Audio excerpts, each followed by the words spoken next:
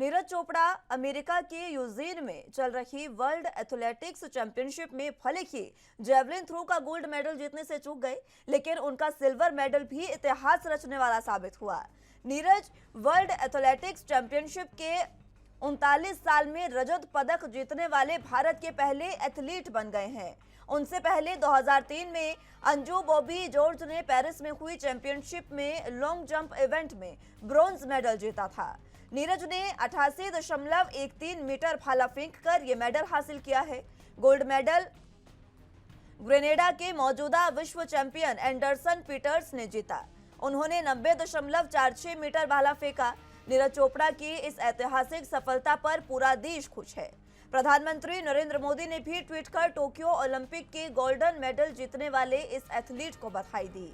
उन्होंने लिखा, हमारे सबसे प्रतिष्ठित एथलीट में से एक द्वारा हासिल की गई बड़ी उपलब्धि। नीरज, आपको वर्ल्ड चैंपियनशिप में ऐतिहासिक सिल्वर मेडल जीतने के लिए बधाई। यह भारतीय खेलों के लिए एक खास पल है। आपको भविष्य की प्रतियोगिताओं के लिए शुभकामनाएं। गौर हो कि नीरज ने पिछले साल टोक्यो ओलंपिक में गोल्डन मेडल जीतकर 120 सालों का सूखा खत्म किया था और इस बार उन्होंने 19 सालों का सूखा खत्म किया है, क्योंकि 19 साल बाद देश को इस चैंपियनशिप में कोई पदक मिला है।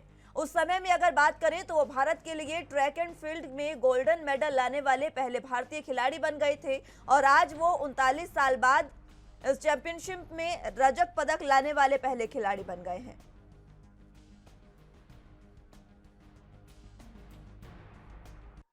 नहीं जी, कंपटीशन में तो इतना टाइम होता ही नहीं कि एक दूसरे से इसके बारे में बात करें। और हम ऐसे मतलब एकदम देख के कुछ सीख नहीं सकते हैं, क्योंकि जेवलिन ऐसा स्पोर्ट है, बहुत ही कम टाइम में हमको बहुत सारी चीजें मैनेज करनी होती है। तो हम ट्रेनिंग में ही उस चीज को करेक्ट कर सकते हैं। हम किसी का देख के एकदम उसका कॉपी नहीं कर सकते। एक बहुत टफ इवेंट है और एथलेटिक्स में ऐसे मतलब हर एक की बॉडी अलग है और हर एक का एफर्ट अलग होता है। तो मेरी खुद की एक टेक्निक है और मैं खुद की टेक्निक को इम्प्रूव करूंगा। और मैं हाँ मतलब सीखने को मिलता है कि कैसे कंपटीशन खेल रहा है और कैसे। पर जो भी है, आज काफी अच्छा उसने थ्रो किया और बहुत ही अच्छा कंपटीशन रहा हमारा। काफी टफ था, लेकिन फिर भी जो हम थ्रो मैनेज कर पाए वो काफी अच्छा है, क्योंकि सबसे जरूरी था मेडल जीतना, क्योंकि आपको पता ही है 3 थ्रो तक काफी मुश्किल हो गया था। पर फिर भी जो भी रहा उससे मतलब हाँ, मैं अपनी कंडीशन जो मेरे लिए रही है, मैं मेरे कैसे थ्रो की उससे मैं जरूर सीखूंगा। और नहीं सबसे पहले तो मैं बोलना चाहूंगा कि अंजू बॉबी जॉर्ज जी ने मतलब जीता था और काफी बहुत एक ग्लोबल लेवल पे बहुत अच्छी बात थी अपने इंडिया के लिए। और ये अपना सेकंड मेडल आया है तो अच्छा है और कोशिश करें कि आगे और ज्यादा हमने एक कदम और आगे बढ़ाया है। वर्ल्ड एथलेटिक्स चैंपियनशिप में नीरज चोपड़ा ने आज देश के लिए सिल्वर मेडल जीता है और ये पहला इतिहास बना है हमारे लिए। इससे पहले 2003 में अंजू बॉबी जॉर्ज ने ब्रॉन्ज मेडल तो जीता था, लेकिन सिल्वर मेडल पहली बार जीता है और इस अवसर पर बहुत ही खुशी का एक मुकाम है। मैं अपनी ओर से, हरियाणा सरकार की ओर से नीरज चोपड़ा को बहुत बहुत बधाई देता हूं, बहुत बहुत शुभकामनाएं देता हूं। और ये हरियाणा के लिए गौरव की बात है। पानीपत में उनके गांव में इस समय लोग इकट्ठे हैं, माता पिता उनके इकट्ठे हुए हैं। उनको भी मैं बहुत बहुत बधाई और शुभकामना देता हूं और इसी प्रकार नीरज चोपड़ा के लिए कामना करता हूं कि अपने कदम आगे बढ़ाते रहें देश की दुनिया में। चलिए, तो इसी पर चर्चा के लिए हमारे साथ दिनेश शर्मा, वरिष्ठ खेल पत्रकार, जुड़ चुके हैं। बहुत स्वागत है दिनेश जी आपका एनबी न्यूज पर। फिलहाल जिस तरीके से नीरज चोपड़ा ने ये इतने लंबे सालों का सूखा खत्म किया, 19 सालों की बात करें तो जिस तरीके से 19 साल बाद हमें पदक मिला और 39 साल बाद कोई रजत पदक हमें मिला है पहली बार, एक बार फिर से रिकॉर्ड तोड़ दिया नीरज चोपड़ा ने। देखिए, बहुत ही नामी एथलीट बन चुके थे और 2016 में जब उन्होंने विश्व जूनियर एथलेटिक्स में स्वर्ण जीता था, तब से वे लाइमलाइट में आए थे। लेकिन उसके बाद थोड़ा सा 2017 में उन्हें निराशा हुई थी। वर्ल्ड चैंपियनशिप में वो क्वालिफाई नहीं कर पाए थे और उसके बाद 2019 के अंदर भी जो दोहा में वर्ल्ड चैंपियनशिप हुई थी, वहां वो चोट की वजह से हिस्सा नहीं ले पाए थे। तो ये उतार चढ़ाव जरूर आए हैं, लेकिन टोक्यो ओलंपिक के बाद उन्होंने पीछे मुड़कर नहीं देखा है और लगातार बहुत अच्छे थ्रोज किए हैं। हाल में उन्होंने जो गोल्डन ईज की चैंपियनशिप हुई थी उसके अंदर भी बहुत अच्छा थ्रो किया था 88.39 मीटर का। और ये कुल मिलाकर के उनका लगातार अच्छा प्रदर्शन रहा है और इस लेवल पे इतना अच्छा प्रदर्शन बनाए रखना बहुत बड़ी बात है मुस्कान जी। बिल्कुल। देश आज पूरे तरीके से खुश है और प्रधानमंत्री तक उनको जिस तरीके से बधाई दे रहे हैं, बधाइयों का तांता लगा हुआ है। एक बात ये है कि देश में खेल नीति को जिस तरीके से लगातार विकसित किया जा रहा है, चाहे देश की बात हो या फिर हरियाणा की बात हो, क्योंकि ज़्यादातर खिलाड़ी हरियाणा से ही निकलते हैं और या ये कह सकते हैं कि सरकार की भी एक पहल है जिसमें जो खिलाड़ियों को बहुत अच्छा प्रोत्साहन दिया जा रहा है।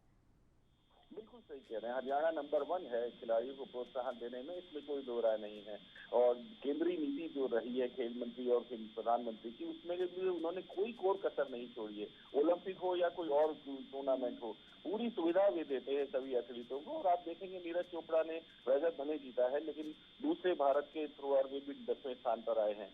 तो इस तरह करके कुल मिलाकर के बहुत अच्छी योजनाएं चल रही हैं, जिनका फायदा खिलाड़ी भी उठा रहे हैं। नीरज चोपड़ा बहुत समय से अमेरिका में ट्रेनिंग ले रहे थे और उसी का ये फल मिला है कि वे इस स्तर पर लगातार बहुत अच्छा प्रदर्शन कर पा रहे हैं। जी ठीक है। आगे फिलहाल नीरज के भविष्य के लिए आप किस तरीके से शुभकामनाएं उन्हें देंगे?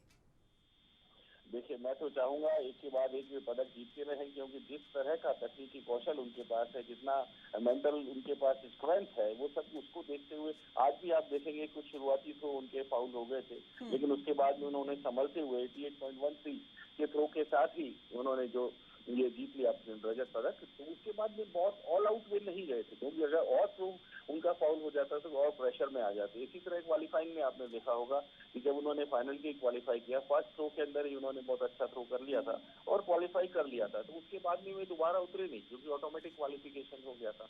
तो ये छोटी छोटी जो बातें होती हैं, बेहतर रणनीति जो आपकी होती है, उसके आधार पे आप लगातार आगे बढ़ते चले जाते हैं और ये कौशल उनका बढ़ता रहेगा, रणनीतिक कुशलता उनमें आती रहेगी, मानसिक मजबूती आती रहेगी और देश के लिए वे लगातार पदक जरूर लाते रहेंगे।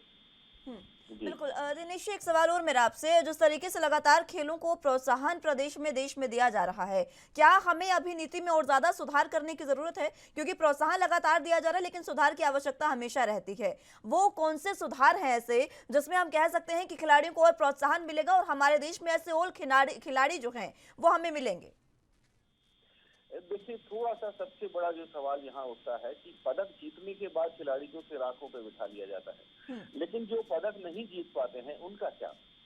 तो सबसे बड़ी बात जो अभी जरूरत इस बात की है कि जो दूसरे या तीसरे दर्जे के खिलाड़ी हैं, जिनमें जरा भी संभावना है, उन सभी को भी ऐसा ही प्रोत्साहन मिले, ऐसी ही सुविधाएं मिले। और दूसरा, जैसे काफी समय से नीरज चोपड़ा अमेरिका में ट्रेनिंग कर रहे थे, तो जो भी प्रतिभाशाली एथलीट दिखते हैं उन्हें उच्च स्तर की ट्रेनिंग, विदेशों में ट्रेनिंग, वो सब उपलब्ध कराई जाएगी। तो धीरे धीरे देश जरूर आगे बढ़ेगा खेलों में, और ऐसे प्रयास हो भी रहे हैं। टोक्यो ओलंपिक हो या और कोई टूर्नामेंट हो, सरकार कोई कोर कसर नहीं छोड़ रही है। और हरियाणा की तो बात ही निराली है, क्योंकि यहाँ की सुविधाएं तो पूरे देश में नंबर 1 है। मुस्कान जी, बिल्कुल ठीक है। दिनेश जी, बहुत शुक्रिया आपका हमारे साथ जुड़ने के लिए और तमाम अहम चर्चा हमारे साथ करने के लिए।